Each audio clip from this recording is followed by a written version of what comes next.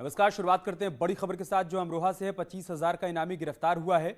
मुठभेड़ के बाद बदमाश के पैर में गोली लगी। मुठभेड़ में एक सिपाही भी जख्मी हो गया है। बिना नंबर की बाइक, एक तमंचा बरामद किया गया है। बब्बू कुरैशी पर 40 से अधिक केस दर्ज हैं। थाना हसनपुर इलाके में पुलिस से उसका आमना सामना हुआ। दोनों तरफ से गोलीबारी हुई, जिसमें 25,000 का इनामी बदमाश गिरफ्तार कर लिया गया। इस दौरान बदमाश के पैर में गोली भी लगी है। इसके अलावा मुठभेड़ के दौरान एक सिपाही भी जख्मी हुआ है। बताया जा रहा है कि बदमाश के पास से बिना नंबर की बाइक और एक तमंचा बरामद किया गया है। उसका नाम बब्बू कुरैशी है और उस पर 40 से ज्यादा केस दर्ज है।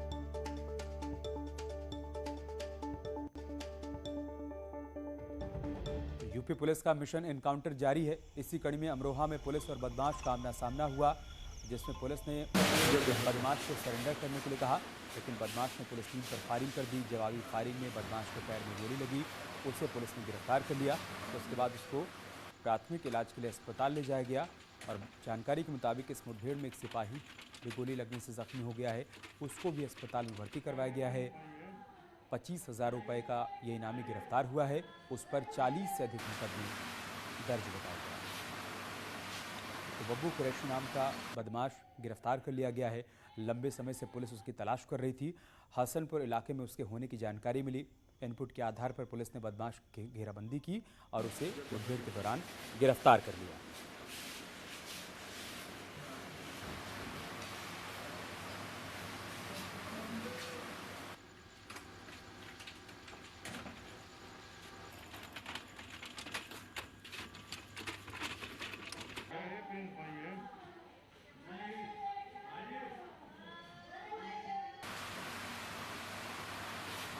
और अमरोहा से हमारे सहयोगी शिवोम शर्मा इस वक्त हमारे साथ जुड़ चुके हैं। शिवोम, क्या जानकारी इस बड़े अपराधी के बारे में?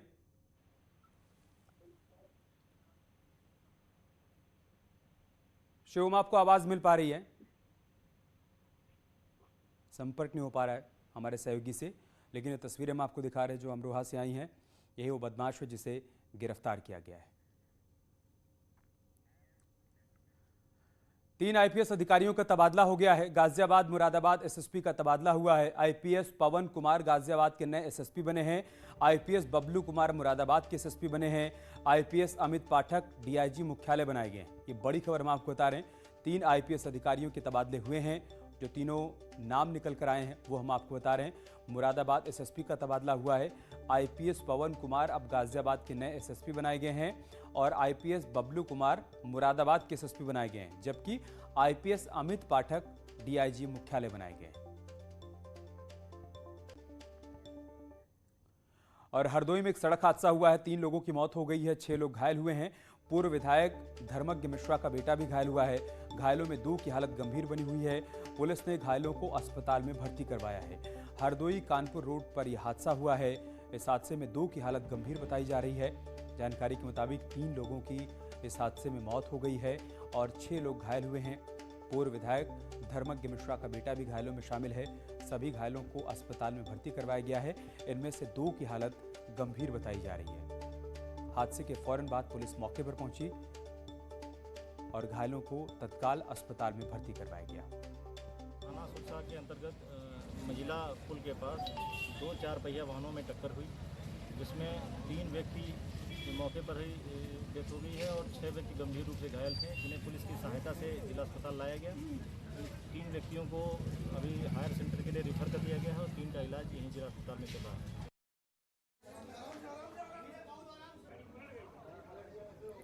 तो पूर्व एमएलए का बेटा भी घायलों में शामिल है। सभी को फौरन अस्पताल में भर्ती करवाया गया। वहीं हादसे के तुरंत बाद लोगों की भीड़ इकट्ठा हो गई। पुलिस को जानकारी दी गई। पुलिस टीम मौके पर पहुंची और जितने भी घायल थे सभी को फौरन अस्पताल में भर्ती करवाया गया। लेकिन इस हादसे में 3 लोगों की जान भी चली गई है, जिसके बाद परिजनों का रो रो कर बुरा हाल है। वहीं 2 की हालत बेहद गंभीर है। उनको बेहतर इलाज के लिए अस्पताल में भर्ती करवाया गया है।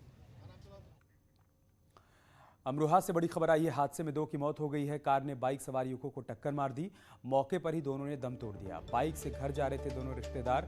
हादसे के बाद कार सवार फरार है। थाना सैद नगले इलाके में हादसा हुआ और इस हादसे में 2 की जान चली गई है। अमरोहा से दर्दनाक खबर सामने आई है, जहां पर कार ने बाइक सवार युवकों को टक्कर मार दी। मौके पर ही दोनों ने दम तोड़ दिया है। बताया जा रहा है कि बाइक से दोनों रिश्तेदार घर जा रहे थे। इसी दौरान तेज रफ्तार कार ने बाइक में टक्कर मार दी और मौके पर ही दोनों बाइक सवारों की मौत हो गई है। हादसे के बाद कार सवार वहां से फरार हो गया है, उसकी तलाश की जा रही है।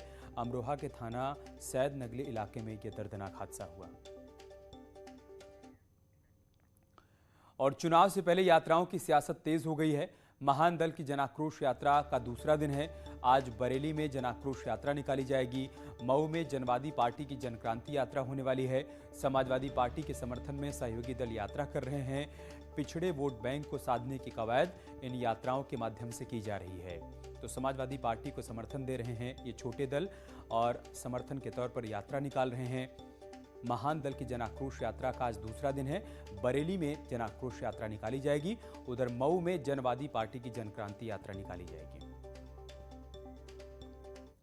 एक बड़ी खबर पीलीभीत से है। रैली को लेकर केस दर्ज किया गया है। महान दल की जन आक्रोश रैली के मामले में अपडेट आया है। 62 नामजद और 120 अज्ञात पर केस दर्ज हुआ है। महामारी अधिनियम के तहत मुकदमा दर्ज किया गया है। बीसलपुर कोतवाली में केस दर्ज किया गया। महान दल के अध्यक्ष केशव देव पर नामजद मुकदमा दर्ज किया गया है। और पीलीभीत से हमारे सहयोगी परवेज हमारे साथ जुड़ चुके हैं। परवेज, क्या जानकारी है आपके पास? जी, मैं आपको बता दूं कि 62 लोगों में महान दल के राष्ट्रीय अध्यक्ष हैं। उसके बाद जिले के जो पूर्व मंत्री हैं हेमराज वर्मा है, जिला अध्यक्ष है समाजवादी पार्टी के, और कई समाजवादी पार्टी के जिले के नेता हैं। यहाँ तक के शाहपुर के जो जिला अध्यक्ष है तनवीर, वो समेत 62 लोग इसमें नामजद किए गए हैं। उसके साथ ही 150 के आसपास अज्ञात लोगों के खिलाफ मुकदमा महामारी एक्ट है ये और दफा 144 का उल्लंघन है, क्योंकि इनको बहुत कम लोगों को इजाजत दी गई थी इस जुलूस को, इस रैली को निकालने की। उसके साथ ही ये लोग हजारों की संख्या में पहुंचे थे रैली को निकालने के लिए और जबरदस्ती रैली निकालने की कोशिश कर रहे थे, जिसके तहत इनकी पुलिस से झड़प भी हुई थी। अधिकारियों ने इनको समझाने की कोशिश भी की थी। उसके बाद ये ना माने और जुलूस निकाला गया, जिसके तहत इनके खिलाफ मुकदमा दर्ज किया गया है। शुक्रिया आपका हमारे साथ जुड़ने के लिए और जानकारी हम तक पहुंचाने के लिए। आज से यूपी विधानमंडल का सत्र शुरू होने वाला है। सत्र के हंगामेदार होने की आशंका है। विपक्ष ने सरकार को घेरने की रणनीति बनाई है। 24 अगस्त तक विधानसभा का सत्र चलेगा। 18 अगस्त को अनुपूरक बजट पेश किया जाएगा। लॉ एंड ऑर्डर, पंचायत चुनाव और कोरोना को लेकर हंगामा हो सकता है। विपक्ष ने इसके लिए पूरी तैयारी कर रखी है। 24 अगस्त तक सत्र को चलना है। इस दौरान कई महत्वपूर्ण बिंदुओं पर सत्र के भीतर चर्चा होनी है। 18 अगस्त को अनुपूरक बजट भी पेश किया जाएगा, लेकिन विपक्ष ने लॉ एंड ऑर्डर, पंचायत चुनाव और कोरोना को लेकर हंगामे की तैयारी भी कर रखी है।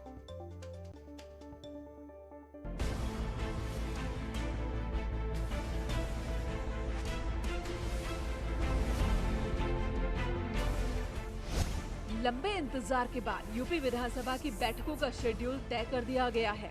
17 अगस्त से 24 अगस्त तक यूपी विधानसभा की बैठक होगी। चुनावी साल है, इसलिए विधानसभा सत्र के हंगामेदार होने के पूरे आसार हैं। 17 अगस्त से शुरू हो रहे मानसून सत्र को लेकर तैयारियां पूरी हो चुकी हैं। इस मानसून सत्र में जहां कई विधेयकों को मंजूरी मिलनी है, तो वहीं दूसरी ओर अलग अलग योजनाओं की रफ्तार को बढ़ाने के लिए सरकार 18 अगस्त को अनुपूरक बजट पेश करेगी। हालांकि इस बीच विपक्ष ने कानून व्यवस्था, रोजगार समेत अलग अलग मुद्दों को लेकर सरकार को घेरने की तैयारी भी पूरी कर ली है। यानी कि इस बार का सत्र संक्षिप्त ही सही, लेकिन हंगामेदार होगा। विपक्ष का जो रुख इस समय है, उससे ये बात साफ हो गई कि समाजवादी पार्टी सदन में सरकार को घेरने का कोई मौका नहीं छोड़ने वाली। समाजवादी पार्टी बेरोजगारी को लेकर के, महंगाई को लेकर के, भ्रष्टाचार को लेकर के, कोरोना काल में भी अव्यवस्था को लेकर के, जो पंचायत चुनाव में पुलिस का गुंडाराज चला है, महिलाओं के साथ जो चीरहरण हुए हैं, इस तरीके के सारे मुद्दे और खास तौर से किसानों के मुद्दों को लेकर के समाजवादी पार्टी सदन में सरकार को घेरेगी। कानून व्यवस्था, कोरोना मैनेजमेंट, पंचायत चुनाव, ये वो मसले हैं जिनकी गूंज विधानसभा में सुनाई देगी। सदन की कार्यवाही शांतिपूर्वक चले, इसके लिए लखनऊ में सर्वदलीय बैठक की गई। इस बैठक में समाजवादी पार्टी की ओर से कोई बड़ा नेता शामिल नहीं हुआ। कांग्रेस की ओर से आराधना मिश्रा, बीएसपी की तरफ से गुड्डू जमाली शामिल हुए। बैठक की अध्यक्षता सीएम योगी आदित्यनाथ ने की। बैठक के बाद कैबिनेट मंत्री सुरेश खन्ना ने कहा कि सभी दलों ने सदन चलाने में सहयोग करने का आश्वासन दिया है। हमने लोगों से यही अपील की है कि सदन चले। सदन एक चर्चा का मंच है और चर्चा के लिए ही हम लोग चुन के आते हैं और जनता में भी मैसेज अच्छा जाता है जब सदन में चर्चा पर चर्चा होती है। और सभी लोगों ने इस बात के लिए आश्वस्त भी किया है कि वो सदन चलाने में सहयोग करेंगे। बैठक में भले ही विपक्षी पार्टियों ने आश्वासन दिया हो, लेकिन सदन में हंगामा होना तय माना जा रहा है और उसके पीछे की वजह ये है कि चुनावी साल है, इसलिए हर दल ये दिखाने की कोशिश करेगा ही कि जनहित के मुद्दे उन्होंने उठाए। समाजवादी पार्टी ने तो इसका संकेत भी दे दिया है। न्यूज़ 18 के लिए लखनऊ से अनामिका सिंह की रिपोर्ट।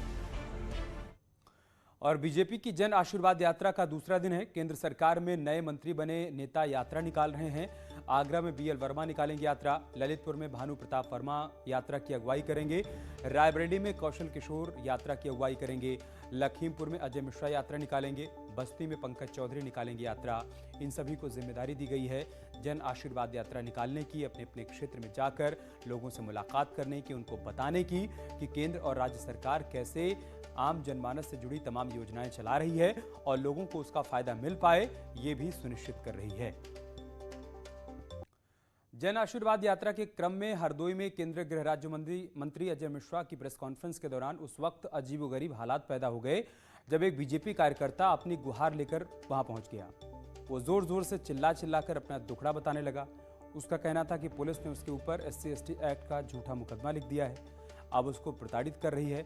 उसका यह भी कहना था कि ब्राह्मण होने के नाते उसे परेशान किया जा रहा है। इससे मंत्री अजय मिश्रा नाराज हो गए। उन्होंने कार्यकर्ता को फटकार लगाते हुए कहा कि तुम बीजेपी के नेता नहीं हो सकते। केंद्रीय मंत्री ने जिला अध्यक्ष से कहा कि अगर ये बीजेपी नेता है तो इसे तत्काल पार्टी से बाहर निकालो। केंद्रीय मंत्री अजय मिश्रा ने सभी आरोपों को खारिज करते हुए कहा कि पुलिस तथ्यों के आधार पर कार्रवाई करती है और गलत कार्य करने वाले बीजेपी के कार्यकर्ताओं को भी नहीं बख्शा जा रहा है। बहुत अच्छे शासन की मिसाल है, एक बहुत अच्छे शासन की मिसाल है। आप सब ने देखा कि भारतीय जनता पार्टी का कार्यकर्ता अपने को कह रहे हैं, लेकिन उनके विरुद्ध भी कानून ने कार्रवाई की है। इसलिए आप लोगों को ये समझना चाहिए कि सरकार एक निष्पक्ष सरकार है। कोई भी अपराध करने वाला व्यक्ति बख्शा नहीं जाएगा, कानूनी कार्रवाई होगा। अगर किसी के खिलाफ कोई गलत शिकायत है उसकी जांच होगी और जांच के बाद फाइनल रिपोर्ट लगेगी। ये कानून सम्मत काम है। उधर वाराणसी में बीएसपी का प्रबुद्ध वर्ग सम्मेलन है। आज पार्टी महासचिव सतीश चंद्र मिश्रा संबोधित करेंगे। कचहरी स्थित लॉन में शाम 5 बजे बैठक होगी। प्रबुद्ध वर्ग की समस्याओं पर चर्चा की जाएगी। बीएसपी ब्राह्मण वोटर्स को साधने की कोशिश कर रही है और इसी कड़ी में आज वाराणसी में प्रबुद्ध वर्ग सम्मेलन का आयोजन किया गया है, जहां पर पार्टी महासचिव सतीश चंद्र मिश्रा प्रबुद्ध वर्ग को संबोधित करेंगे।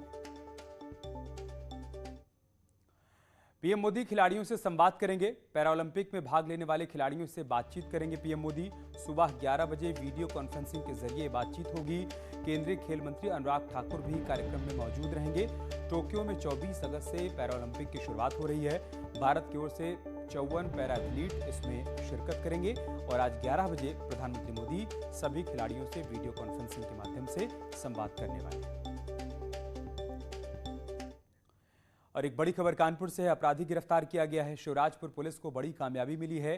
थाना अध्यक्ष ने दौड़कर अपराधी को दबोच लिया है। घाट पर पुलिस चेकिंग कर रही थी। चेकिंग के दौरान ही अपराधी भागने लगा। एक तमंचा और 2 जिंदा कारतूस उसके पास से बरामद किए गए।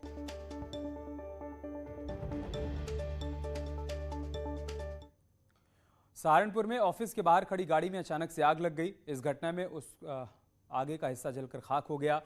फायर ब्रिगेड के आने से पहले ही स्थानीय लोगों की मदद से गाड़ी में लगी आग को काफी हद तक काबू पा लिया गया। फायर ब्रिगेड की गाड़ी ने मौके पर पहुंचकर आग पर काबू पाया। आग लगने के कारणों का अभी तक पता नहीं चल पाया है।